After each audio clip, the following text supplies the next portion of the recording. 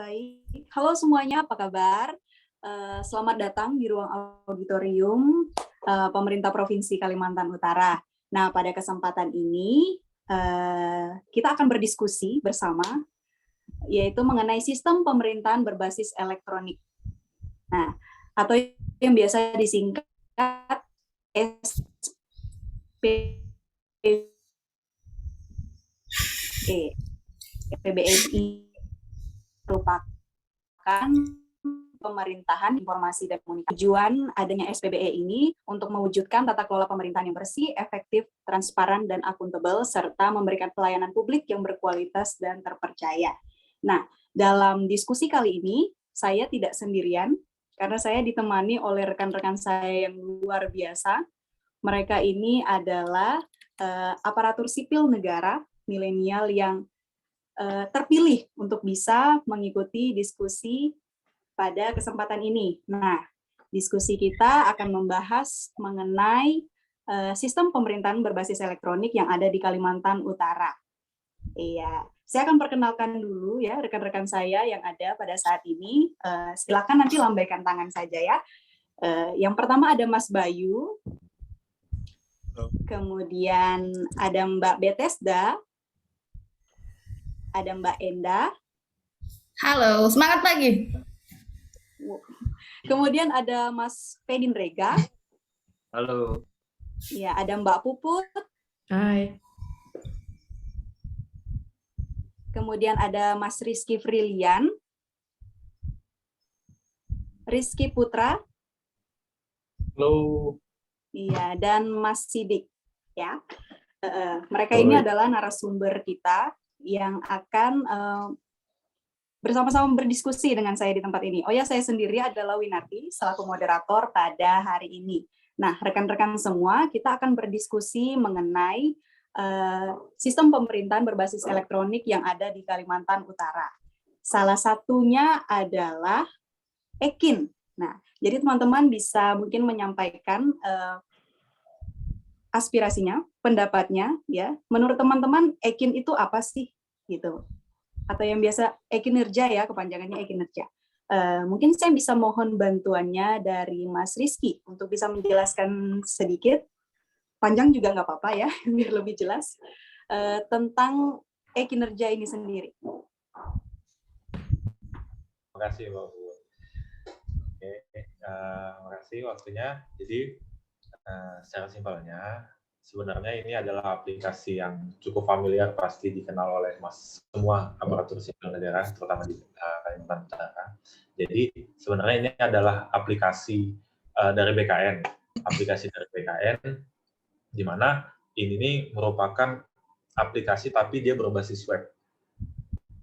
Aplikasi berbasis web yang digunakan oleh pemerintah, dalam hal kita ini adalah pemerintah Provinsi Kalimantan Utara, untuk menganalisis kebutuhan jabatan, beban kerja jabatan, beban kerja unit atau satuan kerja organisasi, dan untuk kebutuhan seperti pembayaran tunjangan kinerja, pelaporan kinerja, acaran kerja pegawai, sampai penilaian prestasi dari aparatur sipil negara yang ada di bawah naungan pemerintah Provinsi Kalimantan Utara. Nah, jadi aplikasi ini Ekin biasa dikenal sama orang, secara umum dikenal Ekin, itu maksudnya adalah e-kinerja, elektronik dari kinerja. Sebelumnya itu digunakannya untuk menilai kinerja dari PNS. Jadi sebagai dasar perhitungan prestasi kerja dan pemberian insentif kerja bagi masing-masing aparatur sipil negara. Mungkin itu dulu untuk memulai diskusi kita hari ini. Jadi aplikasi Ekin ini adalah aplikasi yang digunakan untuk mempermudah pemerintahan untuk memperoleh kinerja dari masing-masing aparatur sipil negara. Jadi kita sudah nggak lagi laporan-laporan dengan menggunakan kertas, kita tidak lagi mengirim berkas secara hard copy. Jadi kita lebih memanfaatkan aplikasi secara elektronik ini. Demikian Mbak Win. Oh iya, baik. Terima kasih. Mungkin dari teman-teman narasumber lainnya ada yang ingin menambahkan? Ya, silakan. Ya, mungkin kita sebagai ASN milenial ya, kita lebih terbiasa apabila pelaporan kita itu dilakukan secara digital. Orang-orang, para ASN milenial pasti lebih familiar dan lebih menyukai kegiatan yang pelaporan itu secara digital. Kalau menurut saya, Eken ini sebuah sistem yang sebuah inovasi baru untuk para ASN di Indonesia ini untuk melaporkan segala kegiatannya ataupun apapun itu yang bisa menjadi acuan dia atau patokan dia bekerja sehari-harinya seperti itu. Karena kepanjangan Eken itu sendiri kan elektronik kinerja ya, kalau misalkan mau dipanjangin bagaimana kinerja kita itu terekam secara digital dan dilihat oleh atasan kita seperti itu. Sejujurnya itu pasti aplikasi yang memudahkan untuk kita para ASN milenial yang baru saja bergabung di pemerintah Provinsi Kalimantan Utara dan tentunya memiliki kelebihan dan kekurangan pada khususnya untuk aplikasi ini. Namun seiring waktu berjalan, saya telah menggunakan aplikasi Eken ini sangat memudahkan untuk pekerjaan saya setiap hari dan juga memudahkan saya untuk berkoordinasi dengan atasan saya pada khususnya seperti itu dan sangat membantu sih, Mbak Win. Itu saja dari saya.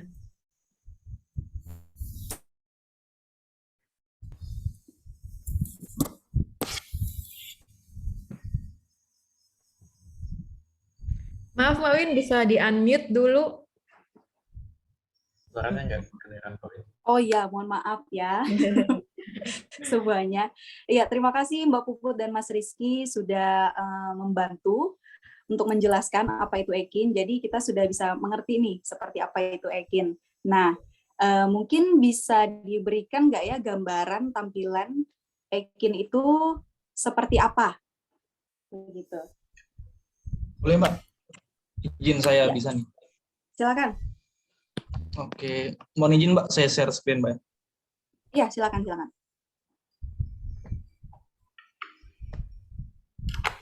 Oke. Gimana, udah kelihatan nggak Mbak? Ya, sudah kelihatan sangat jelas. Saya mulai Mbak ya. Jadi kalau untuk tampilan Ekin itu sendiri seperti ini ya.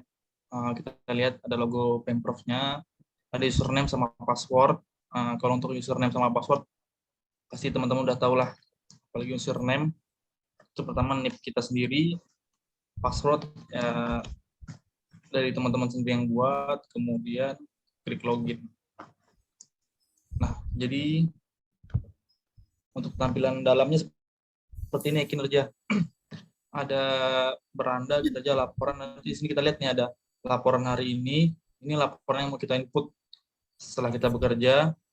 Kemudian laporan menunggu verifikasi, artinya laporannya sudah kita input, tapi sambil menunggu diverifikasi oleh atasan kita. Kemudian ini laporan terverifikasi, ya laporan yang sudah di-approve sama atasan langsung kita. Kalau ini laporan ditolak, berarti laporan yang nggak di-approve sama atasan langsung kita. Kemudian mungkin saya perlu tampilan juga Mbak ya, contoh pengisiannya lah.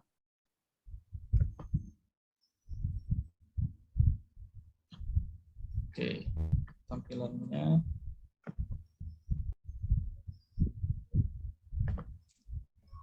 Ini dia.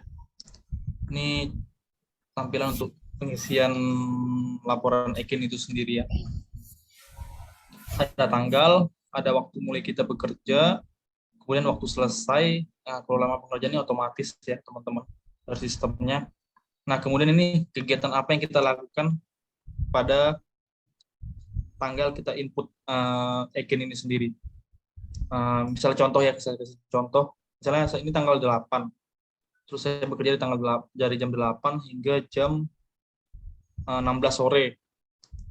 Di sini kegiatan saya misalnya ada 2 kegiatan atau 3 kegiatan. Ini perumpamaan aja. Contoh, yang pertama saya ada kegiatan patroli misalnya. Patroli. Terus misalnya 2, ada penegakan perda. Penegakan perda atau penertiban PKL. Terus selanjutnya ketika misalnya pengamanan acara Pak Gubernur misalnya. penuh. Nah, jadi kalau di saya, Mbak, ngisinya ini misalnya dari jam 8, jam kerja kita jam setengah 8 kan 7.30 Mbak. 7.30 sampai jam 16. Nah, jadi kalau saya itu ngisinya langsung dari waktu mulai jam 7.30 sampai selesai. Kemudian di kegiatan, ngisinya langsung ini, apa aja kegiatan pada hari itu. Tapi nggak tahu kalau teman-teman yang lainnya, soalnya di teman-teman yang instansi lain, dia cara ngisinya ada yang beda sih, nggak tahu kalau teman-teman yang lain gimana. Misalnya kegiatan pertama di jam 8 sampai jam 12 gitu misalnya. Terus nanti di sini satu kegiatan gini kan. Terus lanjut lagi jam 13 sampai jam 15. Nah, nanti diisi baru lagi nih. Yang pertama tadi diisi udah segala macam. Isi outputnya berarti satu. Satuannya nih jenis kegiatannya simpan. Nah, itu dari jam 8 misalnya sampai jam 11. Nah, nanti di selanjutnya kegiatan selanjutnya itu berarti di jam 11 sampai jam 15 misalnya. Itu diisi lagi kayak begini. Isi lagi kegiatannya apa misalnya begitu kan. Terus disubmit lagi itu disimpan. Kalau saya sih langsung aja dari satu hari langsung jadi saya rekap semuanya kegiatan saya. Nggak tahu kalau teman-teman yang lain mungkin ada cara sendiri atau gimana, bisa disampaikan juga sih.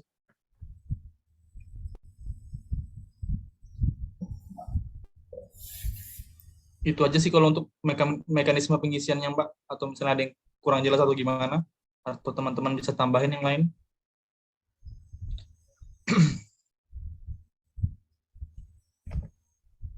Di-unmute dulu, Mbak.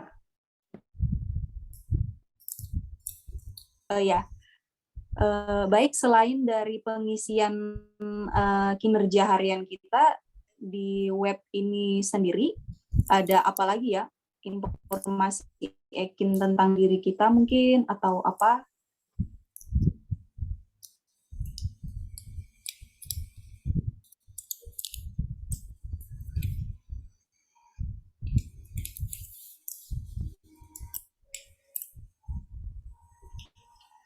Selain dari mengisi kinerja harian kita, informasi yang ada di Ekin ini apa aja lagi kira-kira? Apakah hanya untuk mengisi kinerja? Laporan ada banyak kinerja sih, Mbak. Atau? Ada banyak sih informasinya. Kayak ini ada laporan bulan CAO, bulanan kinerja, contohnya. Nah, ini contohnya nih. Kayak ini nih. Ini D, berarti D ini kalau nggak salah keterangannya, kalau nggak salah ini keterangan diklat. Jadi izin D. Kemudian ada capaian, juga ada. Ini bulanan CAO. Baik. Iya, terima kasih Mas Rizky untuk penjelasannya ya, cukup jelas. Oke, sama-sama. Iya, rekan-rekan, tadi kita sudah tahu Ekin itu apa, kemudian tampilannya seperti apa. Nah, mungkin bisa dijelaskan ya Ekin ini sendiri selain laporan kinerja dari Enda, mungkin ya bisa membantu. Oke. Mohon izin Mbak Winarti. Jadi Ekin ini ada bukan tanpa alasan ya. Pasti dapat memberikan manfaat buat kita, terutama aparatur sipil negara. Contohnya itu dapat meningkatkan kompetensi dan kinerja kita. Dalam Ekin itu ada istilahnya SKP, sasaran kinerja pegawai, yang isinya tentang rencana dan target kita sebagai ASN yang harus kita kerjakan dalam kurun waktu tertentu. SKP ini dibuat berdasarkan tupoksi kita masing-masing dan atas persetujuan atasan. Saya sedikit sharing ya. Dalam jabatan fungsional itu, untuk kita bisa naik pangkat, kita harus mengumpulkan yang namanya angka kredit. Dengan adanya Ekin ini, pimpinan langsung kita itu bisa melihat seberapa kompetennya kita. Semakin kompeten kita, maka kepercayaan atasan kepada kita itu semakin besar juga, dan peluang kita untuk diberikan penugasan semakin besar. Semakin banyak penugasan yang kita lakukan, maka angka kredit cepat terkumpul untuk kita dapat menyusun DUPAK atau daftar usulan penetapan angka kredit. Jadi Ekin ini membuat kita mau tidak mau terus meningkatkan kinerja dan kompetensi kita. Segitu dari saya, Mbak Win. Iya, terima kasih Mbak Enda. Nah, selain tadi angka kredit, ada lagi nggak ya manfaat lain dari Ekin ini? Saya boleh menambahkan, Mbak Wiwin? Oh ya, silakan Mbak Bet. Selain dari SKP yang dijelaskan Mbak Enda tadi, Ekin itu adalah salah satu indikator menilai perilaku kerja ASN. Perilaku satu sikap atau tindakan PNS yang sesuai dengan ketentuan perundang-undangan. Perilaku itu meliputi bagaimana kita sebagai ASN menjadi pelayan, bagaimana komitmen kita bekerja, inisiatif kerja kita, integritas kita, bagaimana kita berkolaborasi dengan rekan-rekan kerja kita, dan bagaimana sikap kita terhadap pimpinan kita. Hal tersebut bisa dinilai di Ekin tersebut dan dipantau langsung oleh atasan kita. Terima kasih. Oh iya, terima kasih Mbak Bet. Wah, ternyata memang Ekin ini mempunyai manfaat yang sangat baik ya bagi kita semua aparatur sipil negara. Jadi kita sangat wajib untuk mengisi Ekin ini. Nah, rekan-rekan semua, pasti dalam segala sesuatunya ada kelemahan, ya kan, ada kekurangan. Nah, dari rekan-rekan semua, menurut rekan-rekan, apa sih yang masih menjadi kelemahan atau kekurangan dari Ekin ini, dan menurut teman-teman solusi apa yang pas untuk menutupi kekurangan ini? Mohon izin, Mbak Wiwin. Ya, silakan Mas Bayu. Oke, terima kasih atas waktunya.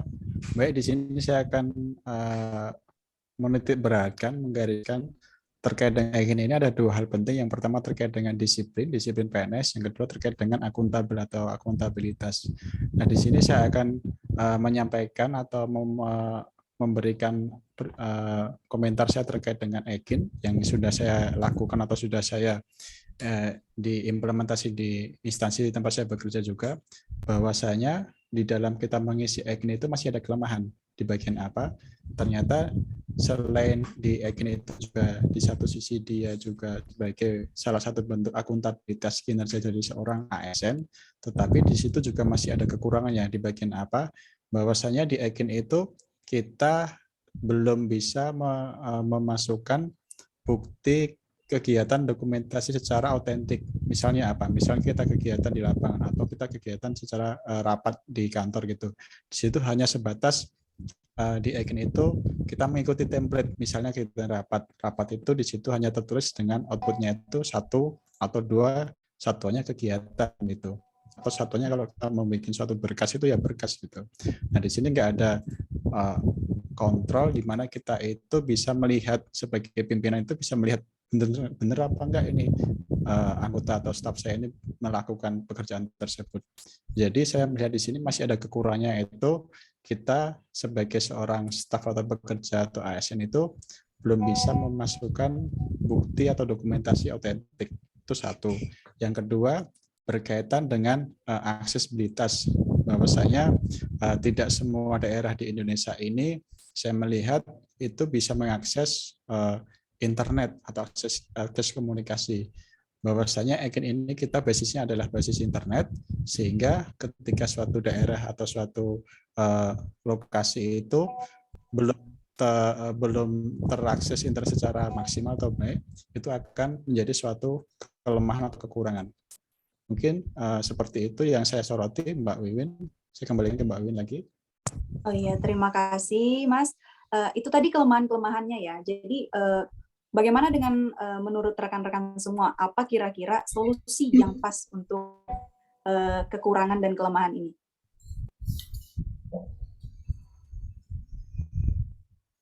Ya, suaranya kurang terdengar Mas.